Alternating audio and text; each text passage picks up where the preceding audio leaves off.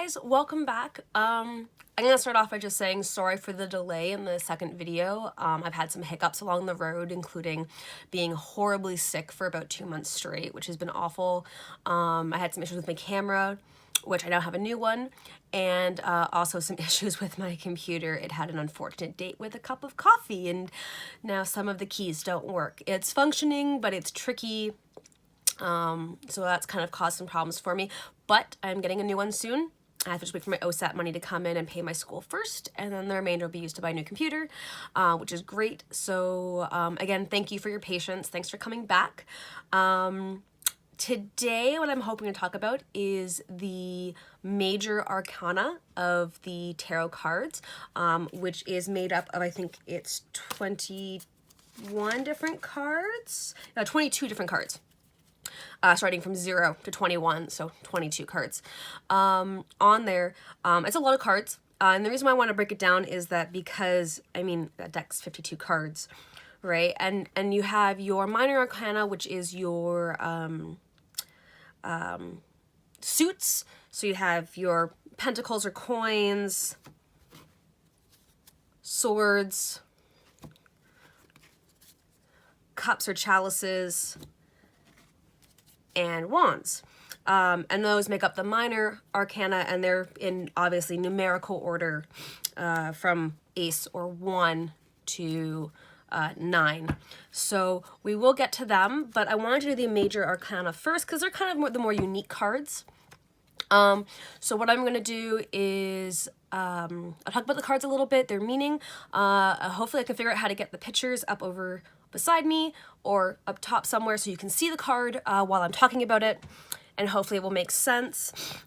So we'll start with the first card, which is the Fool. Now the Fool is a lively gentleman.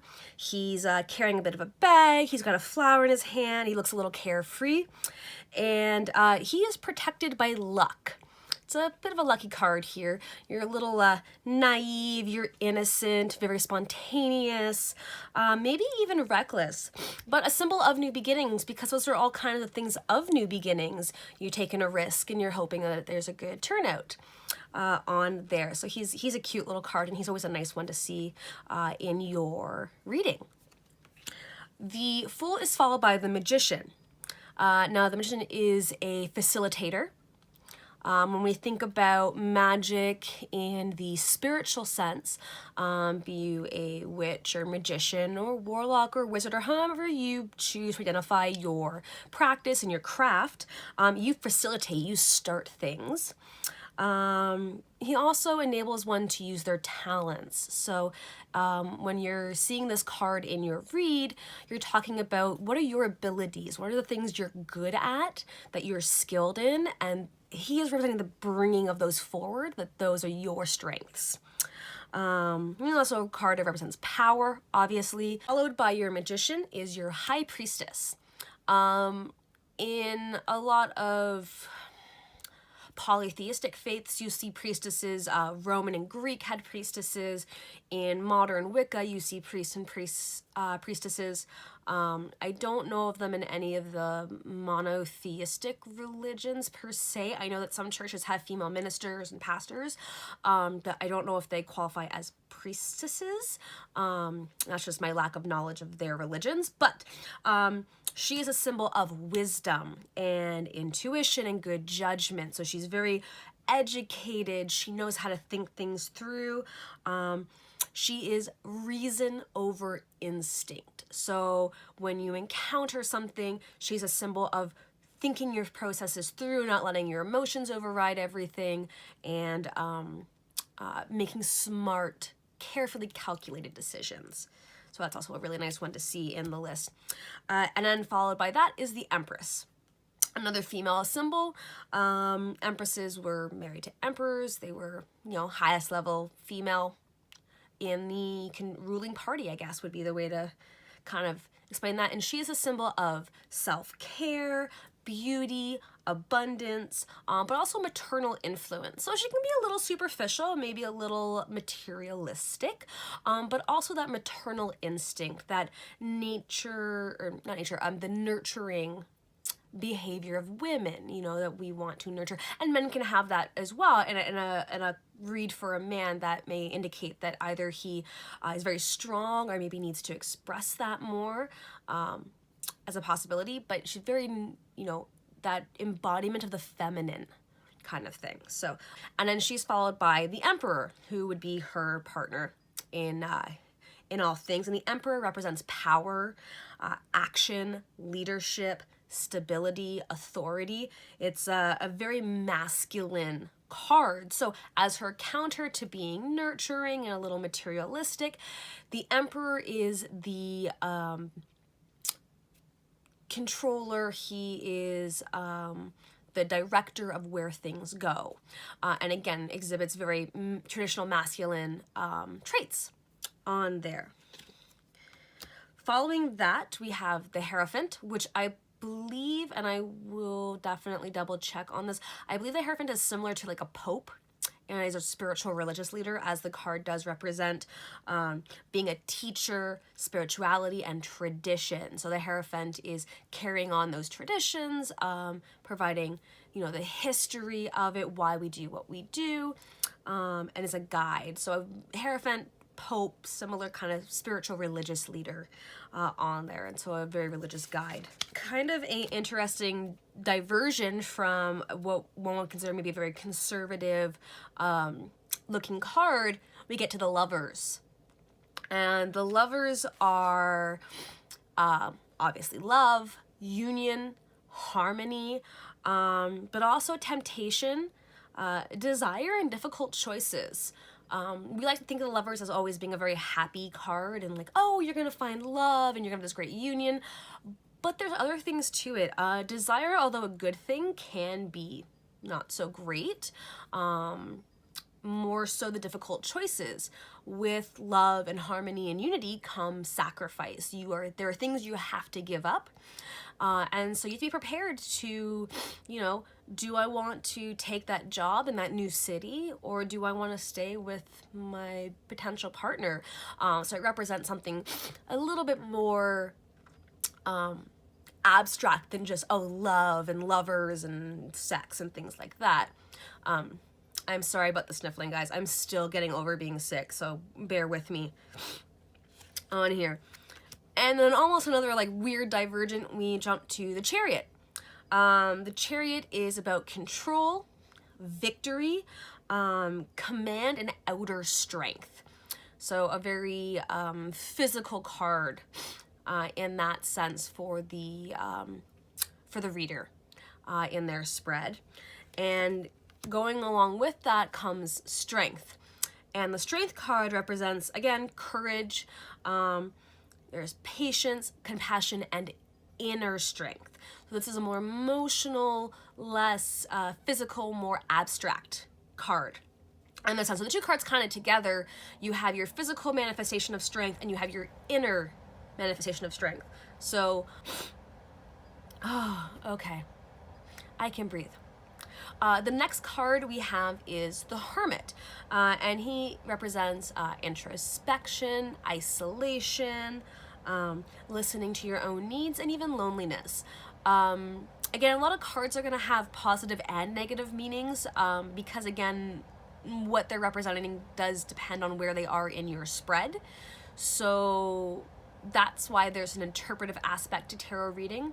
What I like about this card, talks a lot about, again, that introspective point, being able to look inwards to oneself, blocking out the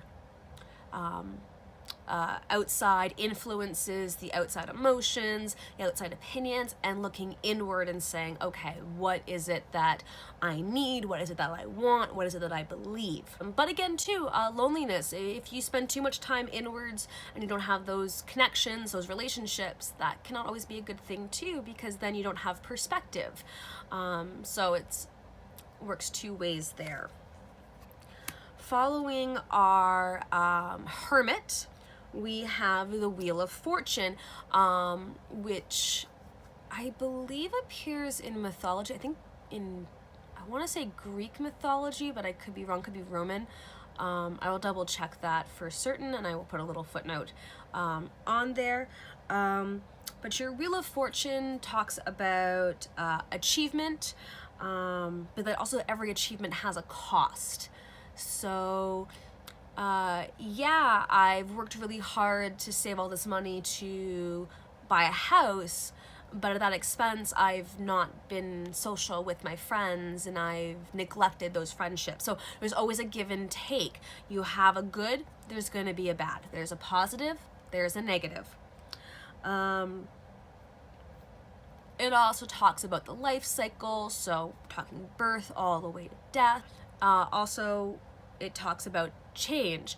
What can you let go of and what can you not? What are things that you can change and what are things that you have to learn to live with on there?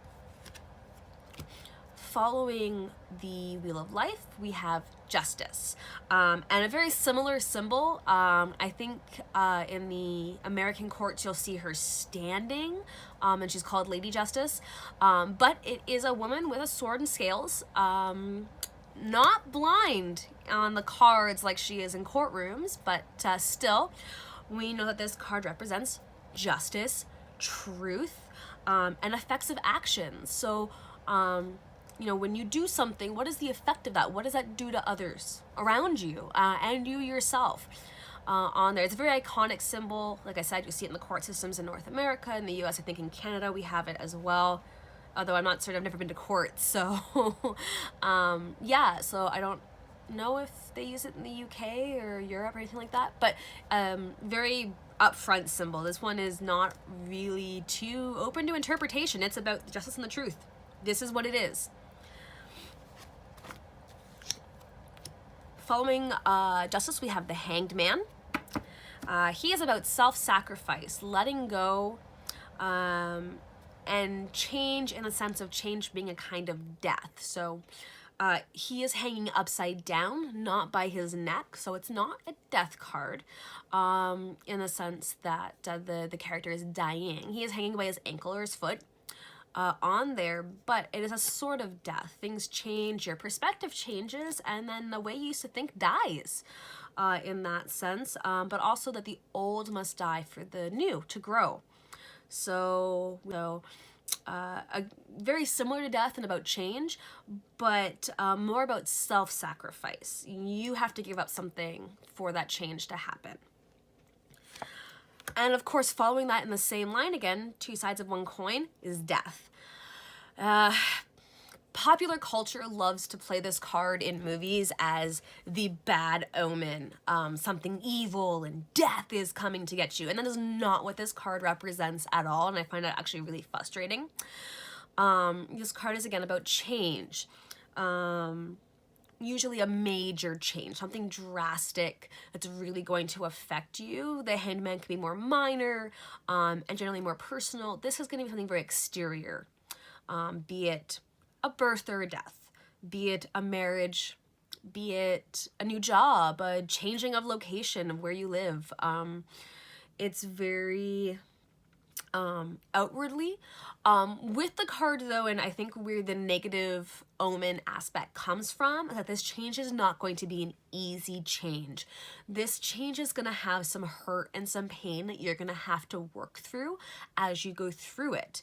So you're talking about again, potentially not making easy decisions, and possibly letting go of really important things, family, friends, a known way of life.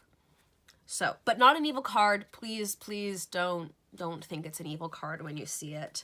None of these cards are evil. There is no evil. There is positive and negative, but there is no evil here. Following death is Temperance, which represents harmony, as well as balance and moderation. In the card, you'll see the pouring of water between two cups. Again, that balance, that transference of one thing to another. Could also represent a merging of the opposites. So two things coming together that maybe don't seem like they should, but they do, and they actually bring a harmony or a balance to a situation. Again, I think of it as life on a gray scale, right? At the one end, you have white, purity, all the goodness. On the far end, you have the dark, bleak blackness, maybe not so good, and then everything in between is a shade lighter or darker, that gray scale. And so you know, that's balance, right? Nothing is one or the other. It's a little bit of the two. And then everyone else's favorite card that they like to demonize is the devil. I think Christianity already existed around the creation of the cards on there. And devil figures have existed, I think, in a lot of religions. I think most prominently in Christianity on there. And it's not meant in the way that, again, sometimes popular culture is in it as evil. It's talking about the aspects of the devil that as we understand it. So the devil is the oppressor. And so it represents things like addiction and deception, such as I think when the devil tried to fool Jesus in the desert when he was there fasting or something. Again, my Christianity knowledge is not great, so forgive me. But we do know that Satan, or the devil, is described in Christianity as the great deceiver. As well, this card can represent feelings of being trapped or a need for prudence. And that doesn't just apply to, say, like sexuality prudence. We're talking about anything, you know, holding back on spending money, you know, maybe holding your tongue when speaking, be more thoughtful. So there's other aspects to it, but again, it's another card that very easily gets demonized in popular culture because it looks big, bad, and scary. Next card is the Tower. Now, I know I said before there's no good or bad, but this card is generally perceived to be a negative card in readings. You don't usually want to see it. It represents disaster, or... I'm sorry, my ferret's out of her cage and running around, and she just spooked me. She knocked something over. Yeah, so disaster, a big change. Often this change is going to be negative. So where we said that, say, death is a big change, it might be painful, but doesn't mean the outcome is painful or bad, just that the process getting to it is going to be painful. With the Tower, it's generally perceived that this is a negative outcome card. And I think it's one of the few times where we'd say this is kind of a negative card on there, and not one that a lot of people like to find in reads. Although necessary. You have to have good with the bad and bad with the good.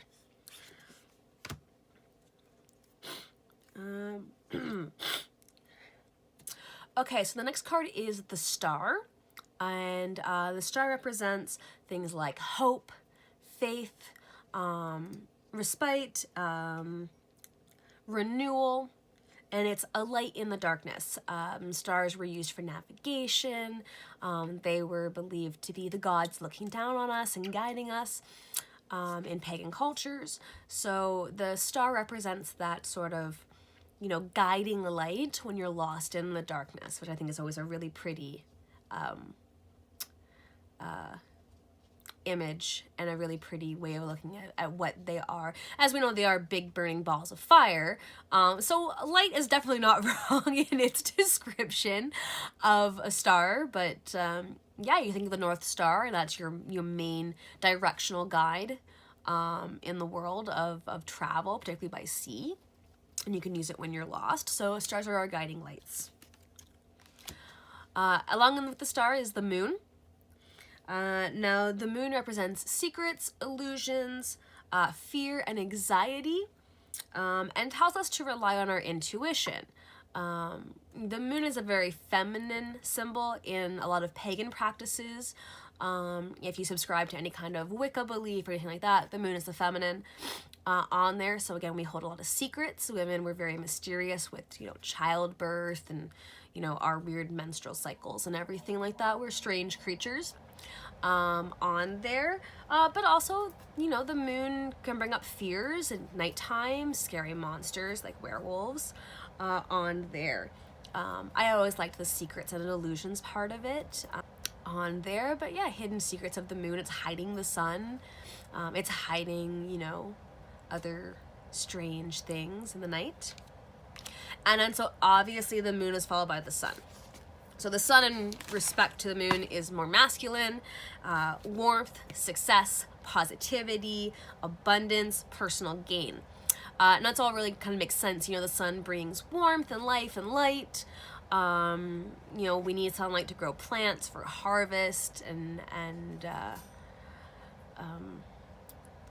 it provides those things that we need to sustain our life on Earth. So it makes sense that it would be an abundance and a prosperity symbol on there. And of course, warmth. Like, hello, which I need really badly right now. It's really cold here. We're coming near the end. The next card is Judgment. Judgment could represent the end, transition. It's definitely not sudden. When we talk about judgment, it's something that's building up to it. It's not something that just pops out of nowhere unexpectedly. We knew it was coming.